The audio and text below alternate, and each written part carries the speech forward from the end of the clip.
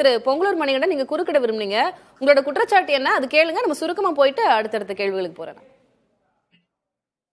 இல்ல என்னுடைய நண்பர் செந்தில் அவர்கள் என்ன சொன்னாங்கன்னா, அம்மா வந்து கோயில் அடிச்சா சொன்னாங்க. இதே டிஆர் பால் அவர்கள் நான் சிவன் கோவில, லட்சுமி கோவில, பாரதி கோவில நான் தான் இடிச்சேன் அப்படின்னு பெருமையா பேசினாரு. பொதுக்கூட்டத்துல தேர்தல் நிகழ்ச்சியில பேசுங்க மாதிரி. நன்றி. அதுக்கு இடைவேளைக்கு முன்னாடி அத சொன்னாரு. நீங்க அதுக்கு ஒரு மேடை, இதுக்கு ஒரு மேடை வச்சிருக்கீங்க. ரைட் சார், நீங்க இடைவேளைக்கு முன்னாடி அத கேட்டீங்க. பதில் வாங்கிடுவோம். திமுக வாடிய வச்சு. சரி, மணிகண்டன் சார் இடைவேளைக்கு முன்னாடி அர்த்தம் குறிக்கிட்டே சொல்லுங்க.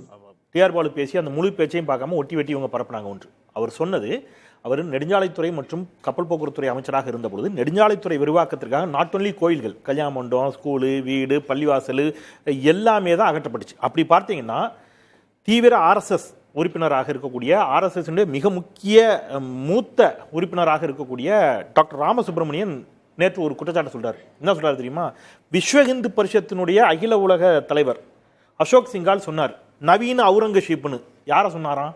மோடியை சொன்னாராம். ஏன்னா குஜராத்தில் மட்டும் மோடி இடித்த கோயில்கள் 700. கோயிலில் இடிக்கிறதுங்கிறது நீங்க விரிவாக்கத்திற்காக ஒரு கோயிலை இன்னொரு இடத்துல கொண்டு போய் வைக்கிறது அல்ல. நான் ஜெயலலிதா அம்மையார் இடித்தார் என்று சொன்ன கோவில் ரோட்டில் இருந்த கோயில் இல்ல, அது கோவில் பன்னெடுங்காலமாக பாடல் பெற்ற ஸ்தலம், பல நூறு ஆண்டுகால பழமையான கோவில். அதுக்குள்ள அது ஒரு அழகிய நம்பி கோயில், பெருமாள் கோயில், அதுக்குள்ள ஒரு சிவன் சன்னதி இருக்கு. அந்த சிவன் சன்னதியை இடித்தார். ஏன் இடித்தாருங்கிற ஒரே ஒரு லைன் சொல்றேன். ஏன் இடித்தாருங்கிறத நான் சொல்லல. ஸ்ரீரங்கத்தை சேர்ந்த ஒரு வைணவர் வழக்கு போடுறாரு. யார் மீது வழக்கு போட்டார் தெரியுமா? காஞ்சி ஜெயேந்திரர் மீது வழக்கு போட்டார். எதுக்காக? அவங்கெல்லாம் சொல்லி காஞ்சி ஜெயேந்திரர், அப்புறம் மிகப்பெரிய ஒரு தொழிலதிபர், அப்புறம் ஒரு கேரளாவை சேர்ந்த ஜெயலலிதா அம்மையாருடைய ஆஸ்தான ஜோதிடர், இந்த 3 பேருடைய பேச்சை கேட்டு சிவன் சன்னதி அங்க இருந்தா ஜெயலலிதா அம்மாவுக்கு ஆகாதுன்னு இவங்க சொன்னாங்க, அதனால இடிச்சாங்கன்னு கேஸ் போட்டாங்க. இப்படியான பெர்சனலா ஜோதிடர் சொன்னாரு, சாமியார் சொன்னாருன்னு விட்டுருங்க. அதை விட்டு நான் கேள்வியோட வந்துடுறேன். செந்தில், நீங்க சொல்ற பதில சேர்த்து பதிவு பண்ணிருங்க. இப்போ எடப்பாடி பழனிசாமி அவர்கள் இப்படி பேசுவதற்கான காரணம் என்னன்னு சொல்லிருந்தீங்க. பலன் கொடுக்குமா? நீங்க சொன்னீங்க ஹிந்துத்துவா, சாஃப்ட் ஹிந்துத்துவா, அந்த வாக்குகளை குறிவைக்கிறாரு, டோட்டலி இது எலக்டோரல் அப்படின்னு நீங்க சொன்னீங்க. பலன் கொடுக்குமா இந்த தேர்தல்ல? பலன் கொடுக்கலைங்கிறது தான் கடந்த கால உதாரணங்கள். கடந்த காலத்தில் 2004 ஜெயலலிதா என்ற மிகப்பெரிய லீடர் இருந்த காலகட்டத்திலேயே அவங்க பாஜகவோடு இருந்தபோது அது பலன் கொடுக்கல. கலைஞர் மிகப்பெரிய ஆளுமை, அவருக்கு 2001 சட்டமன்ற தேர்தலில் பலன் கொடுக்கல. சம்டைம்ஸ் காங்கிரஸே சொல்லுவாங்க, ஜெயலலிதா அம்மா அவர்களோட ஆட்சி காலத்தில் அவங்களே சாஃப்ட் ஹிந்துத்துவா அப்படின்னு சொல்லுவாங்க. ஏன் பலன் கொடுக்காது? காங்கிரஸினுடைய நிலைப்பாடு அதனால தான் மாற்ற தொடங்கி இருக்குது. நீங்க மொழி குறித்து கேட்கிற போது முக்கியமான கேள்வி. இப்ப மொழியில எடுத்துக்கிறாரு நீங்கல்ல, இப்ப அவர் ஆங்கிலம், ரெண்டு விஷயங்க. அமித்ஷா ஹிந்தியை ப்ரமோட் பண்றாரு, வெளிப்படையா சொல்றாரு, என்னுடைய அலுவலக குறிப்புகள் அனைத்தும் எதெல்லாம் இருக்கணும், ஹிந்தியில் தான் இருக்க வேண்டும். நானே போராட வேண்டியிருந்தது, அதை மாற்றுவதற்கு இத்தனை ஆண்டுகள் ஆயிருக்குனாரு. அமித்ஷாவுடைய அனைத்து உள்துறை அமைச்சர்களுடைய அலுவலக குறிப்புகளும் எதில் வந்துருச்சு? முழுக்க ஹிந்தியில மாறிடுச்சு. ரைட்டா? ஹிந்திக்கு அவ்வளவு முக்கியத்துவம் கொடுக்குறாரு, வெளிப்படையா பேசுறாரு. இந்திய மொழிகளில் ப்ரமோட் பண்ணணும்னா நீங்க உத்தரப்பிரதேசத்தில் தமிழ் படிக்கணும் ஒருத்தன் ஆசைப்படுறான், நீங்க படிக்க வச்சிருவீங்களா? நீங்க இந்திய மொழிகளை ப்ரமோட் பண்றதா உங்களுடைய நோக்கம்? அதல்ல. கீழடியை பற்றி, ஆங்கிலத்தை பற்றி பேசுகிற பொழுது நான் எதிர்க்கட்சி தலைவரை குறை மதிப்பீடு செய்ய விரும்பல. தயவுசெய்து சரியா கன்வே பண்ணிடுறேன், சரியா புரிஞ்சுங்க. நான் குறை மதிப்பீடுக்காக சொல்ல. அவரே ஒரு வாதம் சொன்னார். நீங்க சனாதனம் உள்ளிட்டவற்றை பற்றி அவரிடம் ஒரு கேள்வி கேட்கப்பட்டுச்சு. அப்போ அவர் ஒரு கருத்து சொன்னார், இதுக்கெல்லாம் நிறைய படிச்சிருக்கோனுங்க, இதிகாச புராணங்கள்லாம் படிச்சிருக்கோனுங்க, நமக்கு அவ்வளவு தெரியலங்க, ஆள விட்டுருங்கன்னாரு. அவர் சொன்ன பதில். நான் அவரை திருப்பி குறை மதிப்பீடு செய்வதற்காக இதை சொல்லலை. இப்போ கீழடி அகலாய்வில் நீங்க என்ன அகலாய்வினுடைய ஆய்வு முடிவுகளை படிச்சுட்டு நீங்க பாஜக நிலைப்பாடுக்கு ஆதரவு தெரிவிச்சீங்க? கீழடி என்ன என்ன நடந்திருக்கு, அது எத்தனை நூற்றாண்டுல உள்ளதுன்னா தெரியுமா? அங்கே கண்டுபிடிக்கப்பட்ட எழுத்துக்களை பற்றி உங்களுக்கு தெரியுமா? அப்ப எவ்வளவு மனசு வெதும்புது. நீங்க இங்க தொடர்ந்து தமிழ்நாட்டுக்கு வஞ்சகம் இழைக்கப்படுகிறது, துரோகம் இழைக்கப்படுகிறது, அதை பத்தி நீங்க கேட்க மறுக்கிறீங்க. கேட்க மறுத்துட்டு நீங்க வேற ஒரு பாலிடிக்ஸ் கேள்வி. பொங்கலூர் மணிகண்டன், அதற்கான பதில் இல்ல. செந்தில் சார் சொல்ற நியாயம் இருக்குங்க. எடப்பாடியார் அதிகம் படிக்கல. ஸ்டாலின் சொல்லல சார், தயவு செய்து அந்த அர்த்தத்துல சொல்லல. அவர் சொன்ன வார்த்தை இல்ல நீங்க சொன்ன சொல்றேன். எடப்பாடியே தெரியாது சார். எடப்பாடியாருக்கு எதுவுமே தெரியாது. சாதாரண விவசாய குடும்பத்தில் பிறந்தவர். எதுவுமே தெரியாத மாதிரி காமராஜ் மாதிரி அவர் இருந்தா ஒன்னும் படிப்பு இல்லாதவர் தான். ஆனா மெத்த படித்து மேதாவி ஐயா ஸ்டாலின் அவருக்கு எல்லாமே தெரிஞ்சதுனால இருந்து எல்லாமே தெரிஞ்சு, அதனால அவரை பாராட்டுறோம், அவரை போற்றி வணங்குறோம்.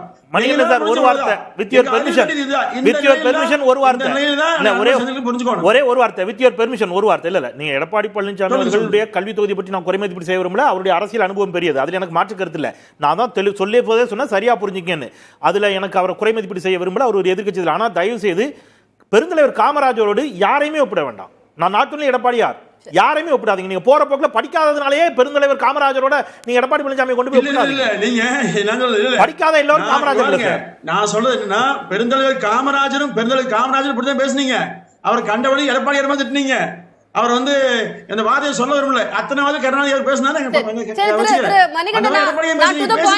கேள்வி கேட்டேன், அதோட சேர்த்து நீங்க பதிவு பண்ணிருங்க. திரு எடப்பாடி பழனிசாமி அவர்கள் இப்ப எடுக்கக்கூடிய நிலைப்பாடு, பாஜகவுக்கு அலைநகர் இந்த நிலைப்பாடு, இதுக்கு முன்னாடி காலகட்டங்கள்லயும் அதிமுக பாஜகவுக்கு அது உதவல, வரப்போற எலெக்ஷன்லயும் உதவாது, இது எலக்டோரலா தான் போகுது, ஆனா தேர்தல்ல அவருக்கு அது பயன் தராது அப்படின்றாரு செந்தில். உங்களுடைய பதில்? தேர்தலை மனதில் கொண்டு தமிழ்நாட்டை பற்றி பேசுவது அல்ல. அதிமுக அப்படி பேசியதும் இல்லை. அதாவது வேண்டுமென்று ஒன்றும் இல்லை சேரம், ஹிந்தி ஆதிக்கம் அல்லது எமர்ஜென்சி மிஸ்ஸா எதுவாக இருந்தாலும் காங்கிரஸை எப்படி காலங்காலத்தில் பேசினாங்க, யார் அதெல்லாம் கொண்டு வந்தா? இப்ப இந்திய ஆதிக்கத்துக்கு எதிராக யார் எதிர போறான்னா இப்போ ஒன்றா எப்படி இணைஞ்சீங்க? இப்ப வந்து இந்திய நிலைப்பாட்டில் காங்கிரஸ் நிலைப்பாடு என்ன?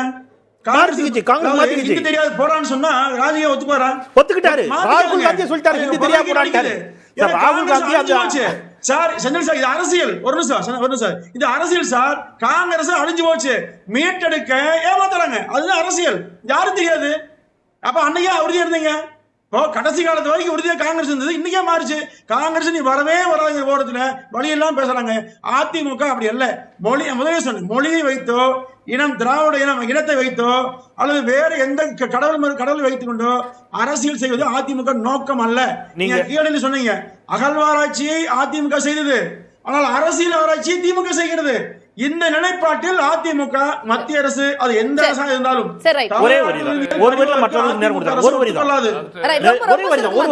நெறியாளர் கேட்ட கேள்விக்கு பொங்கலூர் மணிகண்டன் பதில் சொல்லிட்டாரு. என்ன சொல்லிட்டாருன்னா, காங்கிரஸ் இந்த தவறுகளை எல்லாம் செய்தது, அதனால காணாம போயிடுச்சுட்டாரு. அதுதான் சொல்றேன், அந்த தவறு எல்லாம் இப்ப பாஜக செய்து காணாம போயிடும்.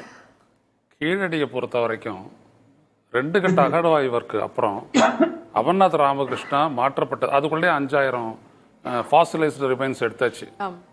எடுத்துட்டு அதை பத்தி ரிப்போர்ட் அதுக்குள்ளே ரெடி பண்ணணும், ஒரு ரிப்போர்ட். அதுக்குள்ள அவர் மாத்துறாங்க. அவருடைய தொன்மையை பற்றி கேள்விப்பட்டவனே மாத்திட்டு ராமன் அப்படின்ற ஒரு ஆளை ஏஎஸ்ஐ அனுப்பிக்கிறாங்க.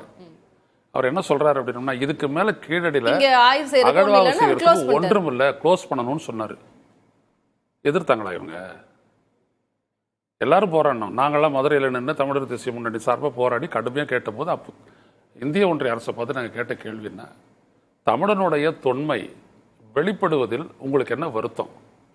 தமிழ்நாடு இந்தியாவினுடைய ஒரு அங்கம் அப்படின்னம்னா தமிழனுடைய பெருமை உங்களுடைய பெருமை தானே. அதுக்கப்புறம் 7 கட்டமா வந்துட்டு அது நடக்குது. 7 கட்டத்துக்கு போகுது.